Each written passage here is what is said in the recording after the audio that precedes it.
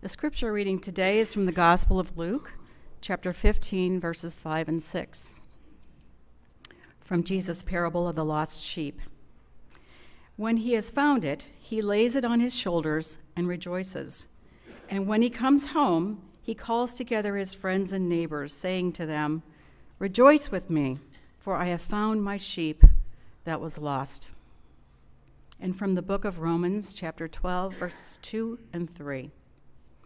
Do not be conformed to this world, but be transformed by the renewing of your minds, so that you may discern what it is the will of God, what is good and acceptable and perfect.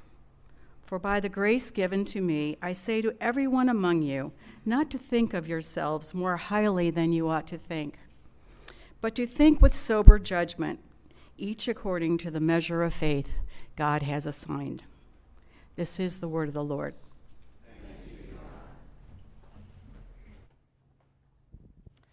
There is, in your worship guide, a place for you to write down the ways that God speaks to you in our time together, and I would encourage you to do so. I wanted to start by allowing you to see the video trailer that inspired our sermon today. So, watch this.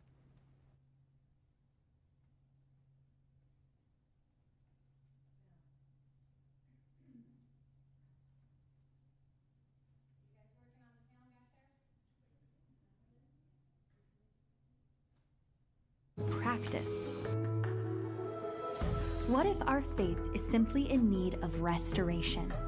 In the process, we might find a meaningful, authentic, and Religion has seen a marked decline in recent years. To some, it feels irrelevant or hopelessly outdated and worn out, like an old piece of furniture to be discarded. What if the problem isn't faith, but the way it's been practiced?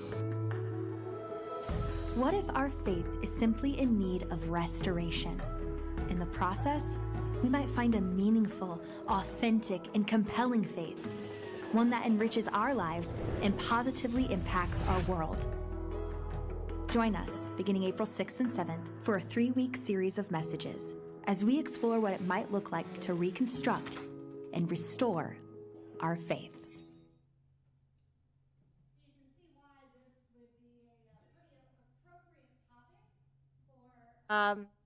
Series based on God's restoration projects.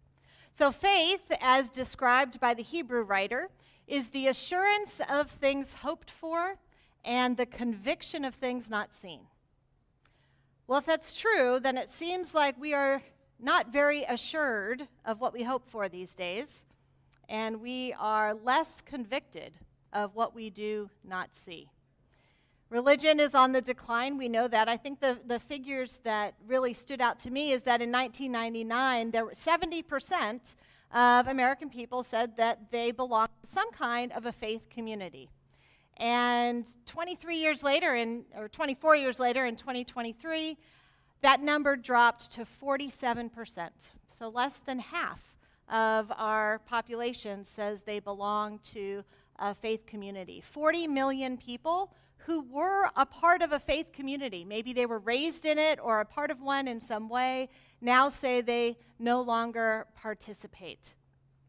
So Americans are no longer attending, no longer finding faith meaningful. They have in some ways discarded it on the side of the road, left to be picked up and put in the dump heap. That's the situation that we find ourselves in, but maybe it's not just those who don't attend church. Maybe there's times when, well, all of our faith has felt woefully inadequate when it comes to the deep tragedies or doubt or hopelessness that we encounter in this world. Maybe there's times all of us have felt that our faith has kind of been pulled apart and left in pieces, and we don't have the energy or the know-how to figure out how to put it back together again. Maybe there's times when all of us have felt like our faith is some scrap wood that's been left on the side of the road for the trash to be picked up. Well, as I mentioned earlier, Roger, back by popular demand, is going to join me up here as we talk about his latest restoration project, as well as, what that might have to say about our faith. So, Roger, tell us about the things you have here. I see some pieces of wood, and how you got them and why you have them. Well, we've all had the experience in our neighborhoods going by and seeing stuff like this sitting out at the edge of the curb. And then if your neighbors are like mine, they forgot to notify the city, so it sits out there for 2 weeks. But I'm the one that takes a look at it and says, I wonder if we could do something with that. So there's a few pieces up here, and I've got some ideas. Okay. Well, tell us about the wood itself that you kind of have rescued from the trash. This came from a friend that was going to put it out on the street, and he thought of me. Isn't that touching? And he thought of you to dump his trash off to. Yeah. Yep. So I came and looked at the stuff that he had in his yard, and I noticed these boards. He had actually, he was working on renovating his kitchen, and so he took a lot of lumber out of there. Another mini fact I'd like to share with you is if you have a house that was built pre-1960, the lumber is a whole lot better than what you have in the Home Depot. So I'd look at a lot of that lumber. But I noticed one in particular, and this is just a piece of it right here. It was 12 feet long, and it's Douglas fir, and those of you that know, those trees are on the West Coast, and it's a very wide board, and like I say, 12 feet long. That impressed me right away, so I grabbed that, and that's a piece of it that I brought in to share here. And then these were other pieces that he had taken out. All right. So without spoiling what the project is you're working on, what are some of the first steps you're going to do this week as you start to restore this into something useful? Well, they're pretty bunged up, and so I'm going to sand them. You got your sander there? Yeah, okay. got a couple different sanders. There's actually some, you can't see it, but there's some mortar that's stuck to some of these boards, so it's going to be a challenge to get them cleaned up. And we'll do something with them. All right. Well, we're looking forward to journeying with you on that restoration project, and you'll be back next week and give us an update. We'll see what your progress is. Sounds great. Thank you. All right. Thanks, Roger.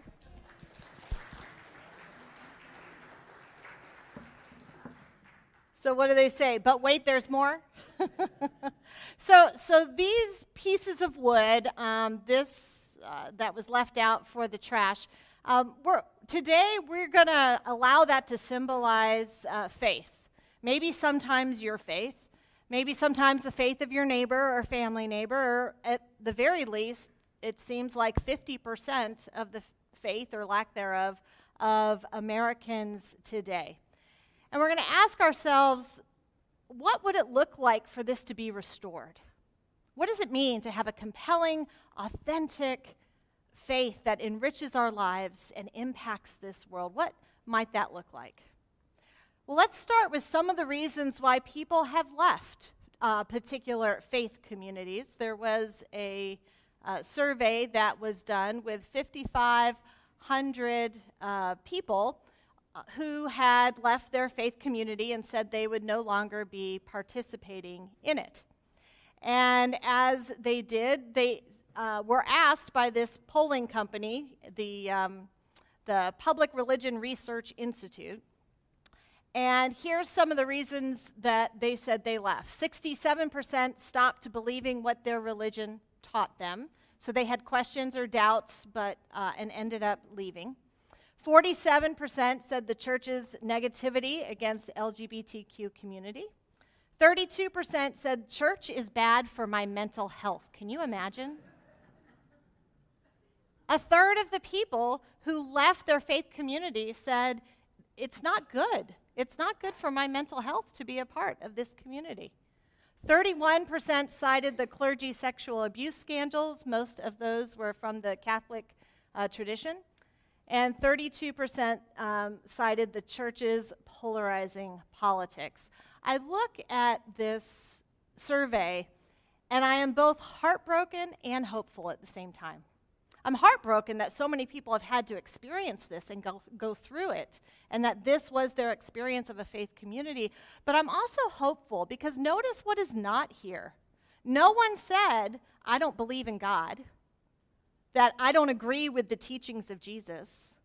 I don't believe the Bible isn't true. In fact, I look at that and I would be, kind of, if that was my experience of a faith community, I'd be probably tempted to leave as well. It's hard to blame people who've gone through those kinds of experiences.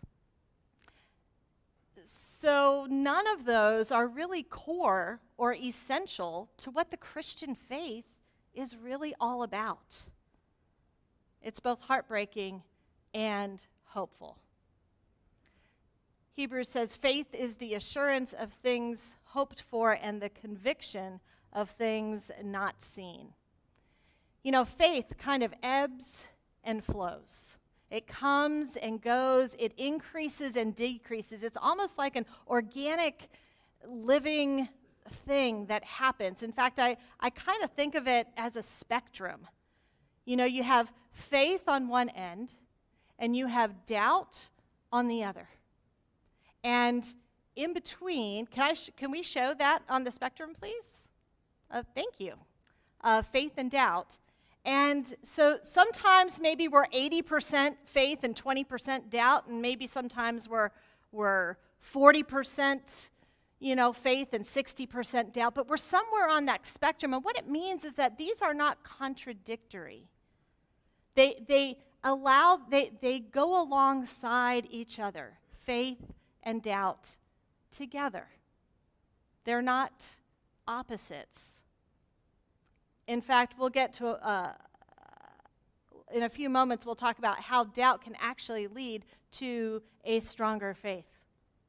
But this is why the centurion in that scripture can say, I believe, I'm on this spectrum. I believe there is faith, but help my unbelief. Help the part of me that's still struggling or doubting or doesn't believe. And allow my faith to grow even stronger in that.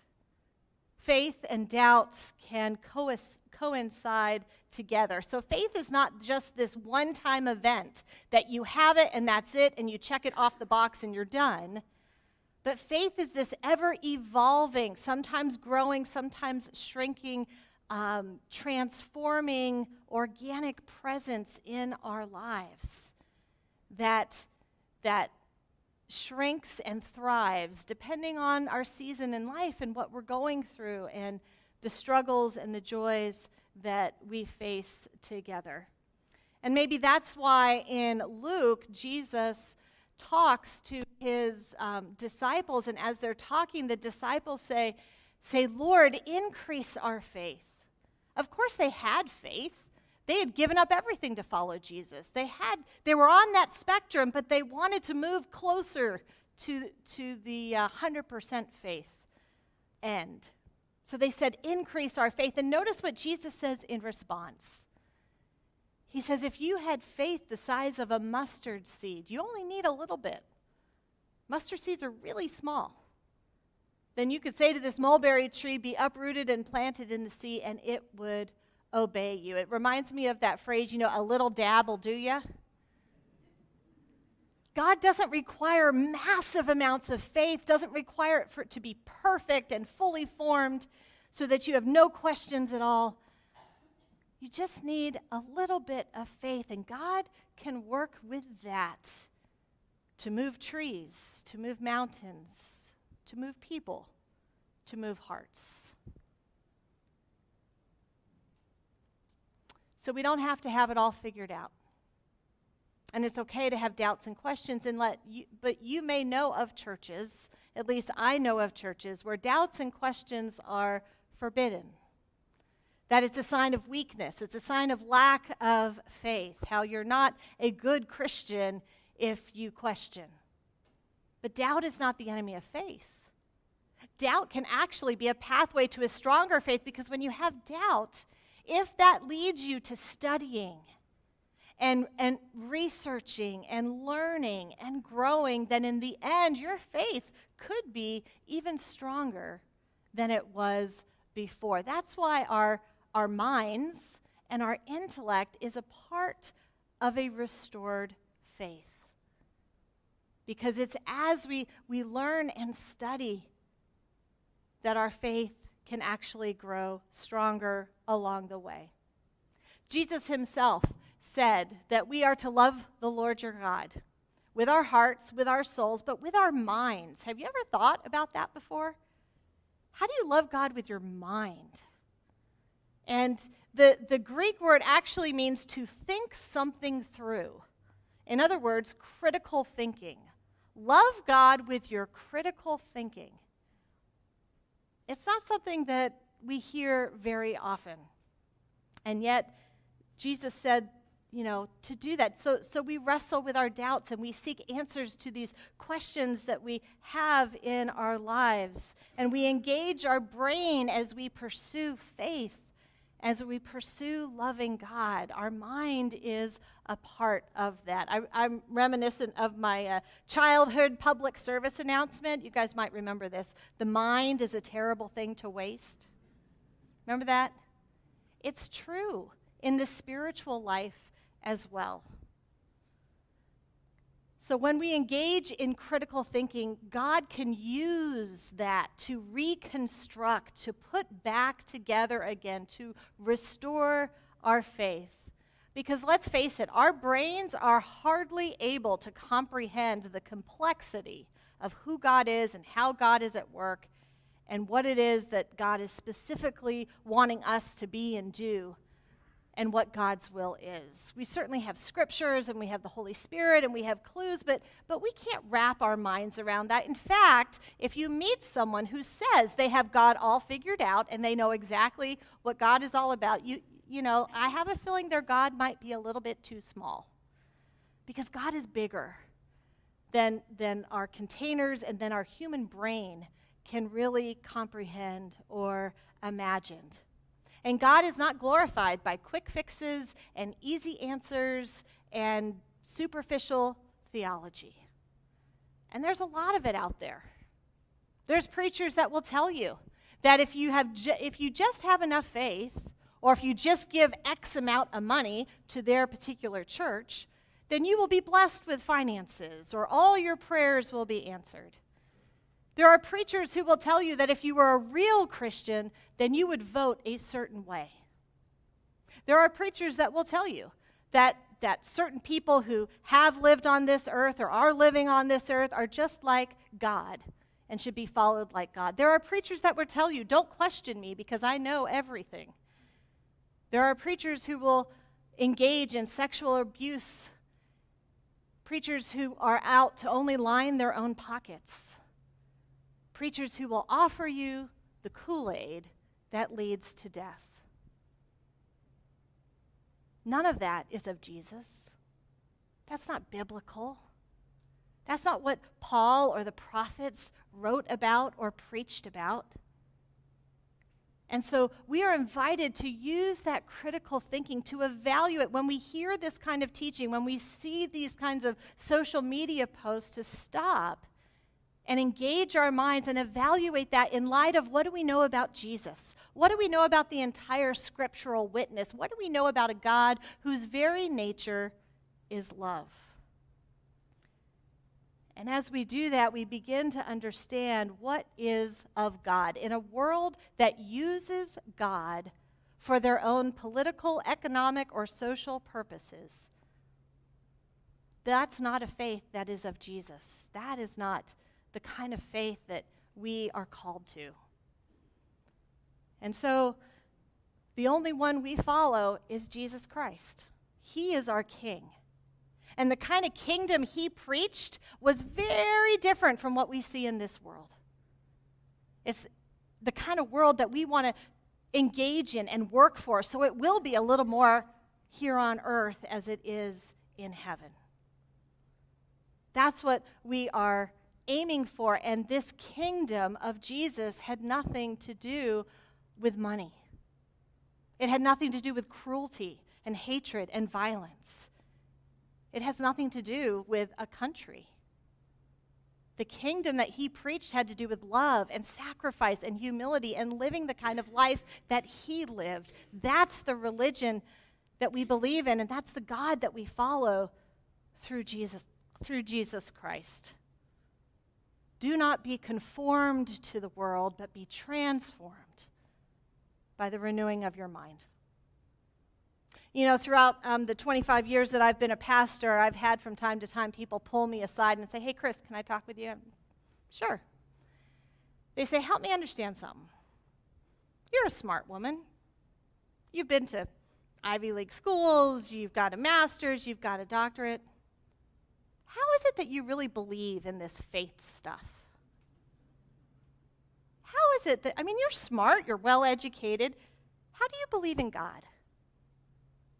Because for so many atheists out there, religion is for the uneducated, the gullible, and the masses, right? It's the opiate of the people, as Karl Marx said, as it's spoon-fed in order to control people. That's what religion has sometimes been used for. So the idea of someone that could be strong in their faith and strong in their intellectual pursuits seems to be contradictory for a lot of people in our society.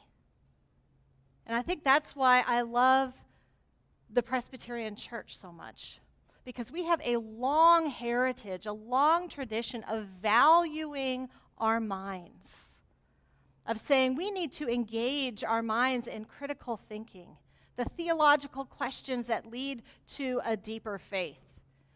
So we are, from the very beginning, we were the church that said you can't be a pastor unless you have a master's degree and a year and a half, God help us, a year and a half of Hebrew and a year and a half of Greek so that we could better understand the scriptures. We are the denomination who has established hundreds, if not thousands, of higher level learning institutions, higher education institutions. In fact, we established one of the very first ones here in these new colonies that we now call Princeton University.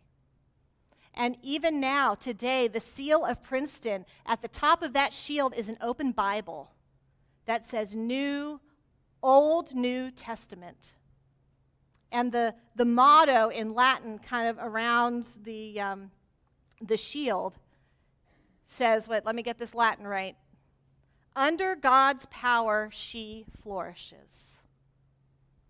Right? The Presbyterian Church is known for its Christian education and its curriculum and its Bible studies. We are a part of a tradition that values the mind as part of our faith journey. And don't get me wrong, I'm not saying that prayer and spiritual disciplines and gut instincts and our hearts are also not a part of faith. But what I'm saying is that our mind needs to be included in that as well. That our critical thinking and our evaluation needs to be a part of this faith journey that we are on. Because it enriches our faith, and it can transform us. And that's what Paul wrote to the letter that he wrote to the Romans. He said, "Don't be conformed to this world." He said, "Be transformed." And how are you going to be transformed? You're going to be transformed by the renewing of your mind. These theological questions lead us to a deeper kind of faith as we wrestle and struggle and learn and grow in this process. That's what it means for God to be able to come and restore us as we continue to search and seek and be open to better understand what this faith is all about that we are called to. So test what you see, test what you hear, test what others say, test what I say. Test it with the scriptures, with your minds. Evaluate it in light of Jesus and the Holy Spirit and what we know about who God is and how God works in this world. And sometimes when we pull our faith apart into pieces, it looks like it should be left on the side of the road. It's a mess. But in the process of God putting those pieces back together, of restoring our faith, sometimes our faith becomes even stronger, more authentic and compelling in the process. But don't forget what comes after this verse, right? There's another part of it. Do not be conformed, but be transformed, so that, remember, every time you see so that, you get the why. You get the purpose and the reason for doing the thing before. So that we can discern, so that we can know what God's will is. How many times have you asked, gee, I wonder what God's will is in this situation? I wonder what I should do. This is how we discern God's will. A will that is good and acceptable and perfect. We do it by renewing our minds that will then transform us in the process. That's what discernment is really all about, is to know God's will. So we have this heritage that values our critical thinking skills and using our mind as part of our faith so we could know God's will. It's one of the many reasons that I love the Presbyterian Church. I don't want you to check your brain at the door when you come to worship. Bring it with you. Bring the questions, bring the doubts and the wrestling and the struggles, and together we can learn and grow and allow God to rebuild and strengthen our faith along the way. I love our third core value. Remember, our core values are on that banner back there.